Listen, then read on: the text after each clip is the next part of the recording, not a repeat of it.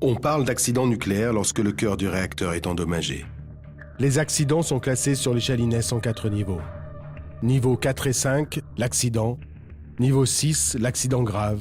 Niveau 7, l'accident majeur. À partir de l'accident grave, le cœur fond. La contamination de l'environnement est inévitable. Il faut savoir que l'accident nucléaire n'a rien à voir avec l'explosion d'une bombe. Conçue pour détruire, une bombe relâche en quelques millisecondes énormément d'énergie, mais peu d'uranium et de plutonium. C'est le souffle de la bombe qui fait les dégâts et tue instantanément des dizaines de milliers de personnes. Dans un réacteur, on a une masse énorme. On a plusieurs dizaines de tonnes de combustible d'uranium. Mais ce que les ingénieurs ont prévu, c'était qu'on relâche tout doucement de l'énergie, quelle que soit la configuration. Donc en fait, dans un accident nucléaire, il n'y a pas cet effet d'énergie maximum qui est relâché. Dans les images de Tchernobyl, on ne nous parle jamais de ça. Mais on a, par contre, une masse énorme du O2 qui peut fondre en cas d'accident. C'est ce qui s'est passé à Tchernobyl.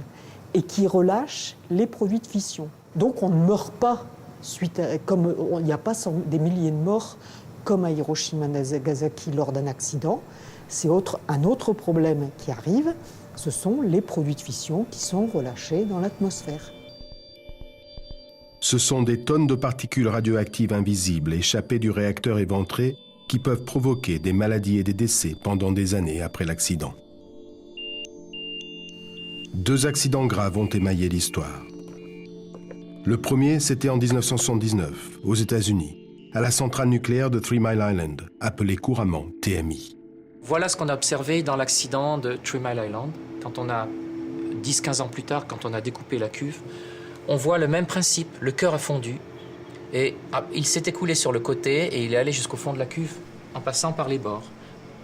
Bon, et là, chance extraordinaire, l'opérateur a réinjecté de l'eau en cuve au bon moment. Il y avait les bonnes conditions.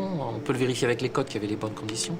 Il aurait attendu quelque temps, la pression dans la cuve aurait diminué, on aurait percé la cuve. Donc TMI, c'est un coup de chance extraordinaire. Le pire est évité de justesse. L'accident grave ne dégénère pas en accident majeur. Par chance, l'installation résiste. Aucun mort, pas de contamination. Mais il faudra 3 ans pour que les scientifiques américains admettent que l'impossible s'est en fait produit. Les ingénieurs pensaient avoir pris toutes les précautions pour que ça ne se produise effectivement pas. Et c'est pour ça qu'ils ont acquis une certaine confiance dans ce qu'ils faisaient. Et ils ont vu que les incidents d'effets limités qui ont émaillé l'histoire, comme je le disais, ont été maîtrisés. Finalement, on n'avait jamais débouché sur une véritable catastrophe. Et donc, on a acquis une certaine confiance, on va dire, qui s'est trouvée bien mal récompensée, effectivement. 6 ans après 3 Mile Island, 2e accident grave de l'histoire. 26 avril 86, Tchernobyl. Le cœur d'un réacteur fond pour la seconde fois. Mais cette fois, les particules radioactives invisibles s'échappent pendant des jours du réacteur éventré.